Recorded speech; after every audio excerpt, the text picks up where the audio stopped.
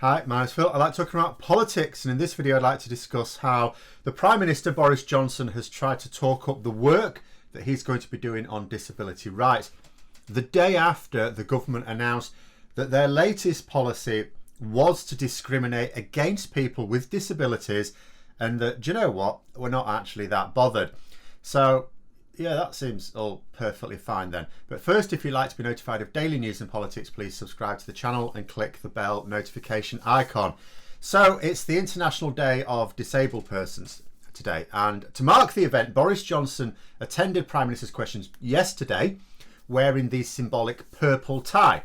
He made a point in his opening remarks that it was related to the following day. He referenced it and he talked up his commitments to improving the rights of disabled people. And, you know, sure, yes, for those cynical of us who are used to his gaslighting, we just rolled our eyes. It's like he's talking up world-leading environmental policies. You know, we're hosting COP26 next year. And when he's spending about a tenth of the amount on the climate crisis as either France or Germany, doesn't really stack up, this world-leading climate crisis control thing. And, you know, we're not really spending very much, are we, Mr. Johnson? Same with his talking on action on racial discrimination, when he buries every report that's ever written and then just orders a new, more wide-ranging investigation. You've got these racial discrimination reports there, Prime Minister. Are you going to publish them and follow the recommendations? No. What I'm going to do is I'm going to order a new investigation. All right, yeah, sure. But what about the other ones? Now we need a new one.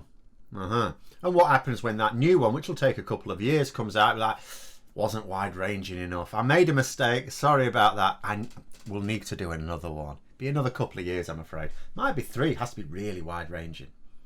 But the deliberate comment on disability rights came just one day after the Home Office admitted that their shiny new immigration legislation discriminates against people with disabilities.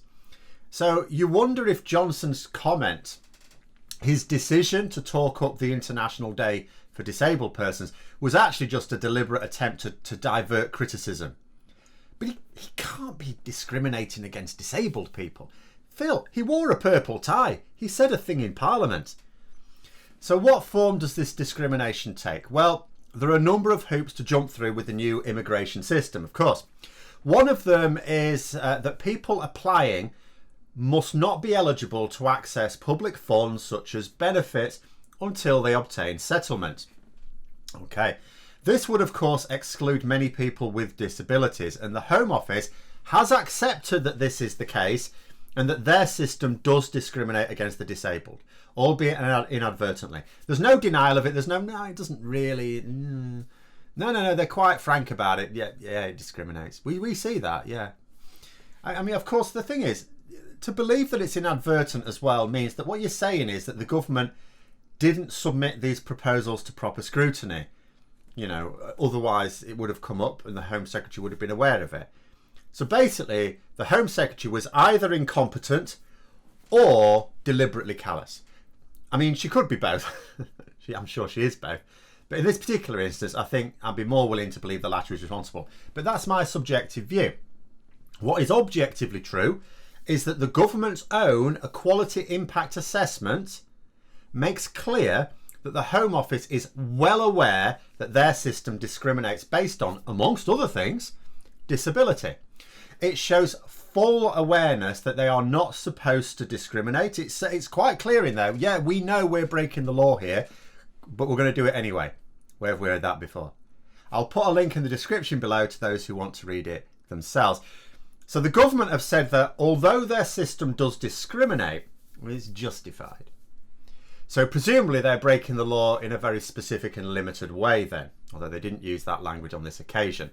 So, you know, especially this government is happy to breach human rights laws if it feels it's justified for some subjective reason.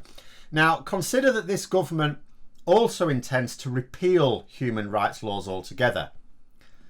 Is it just me that has Martin Niemöller's quote ringing in my head at this point? Because this is the thin end of the wedge. We have a government whose senior members have proven themselves to have no regard for those who they don't consider their own, their little clique. We know that they will break the law, both domestic and international, because they've been found to have done both. They freely admit to breaking international law. We now know that they won't even try and break the law subtly. It's not like sometimes in the past where a government has broken the law, they go, we haven't actually broken the law. Why has your legal advisor resigned then? Oh, they had stuff going on. Okay. When someone points it out to this government, they're quite happy to acknowledge it. You seem to be breaking the law, yeah. Yeah, we are, yeah. Should you be breaking the law? I don't know. I sort of feel that we can. I mean, this is very worrying. I mean, courts still exist, the ones that they haven't closed down at any rate. And judges are still independent for now. You know, legal action will surely ensue, just as it has for their other obvious law-breaking activities. There's a bit of an old queue going on. They obviously feel confident that even when found to have broken the law, there's nothing to stop them continuing anyway. You know, we have the following situation here. So the government have produced legislation that contradicts human rights legislation. This is pointed out to the government, who acknowledge that this is the case. There's no politics about this. It's readily accepted as objectively true. Do the government go back and correct their error? No, because it's justified. And here's where it goes from dystopian to farcical as well, because doubtful there'll be the usual bloody immigrants in the comments below cheering the fact that the immigration numbers will start coming down in 2021. No, they won't. In fact, we're even more desperate for immigrants now that we've left the EU, because if we don't get to work on a good friendly relationship with the EU, the trend we've been seeing, which is lower immigration from the EU, is going to carry on going down. But what does that mean? Does that mean we just manage without? No, it means we increase our immigration from countries in Asia and Africa. You know, the very places that xenophobic Brexiteers absolutely love to be associated with. That just keeps going up. You know, we still need the tens of thousands more nurses and doctors and other healthcare workers. EU workers in this field have been exiting the country in record numbers. We need to fill those numbers with workers from somewhere else. And the same goes of less skilled, like manual labour, positions we can't fill with UK workers despite what the Brexiteers said, as was proven clear as day by the shortage of farm workers this year. Not to worry on that front though, government have got a plan. Does it include more immigration? No, we've got a better plan than that. We're just putting in a load of legislation and policies that basically mean half of England's farms are going to have to close in the next few years. They can then be bought by foreign firms and they can install robots and do what they like. Robots don't make a fuss, they don't vote. And because they don't vote, we wouldn't care if they did make a fuss. And where we can't get these immigrants, then our economy will suffer.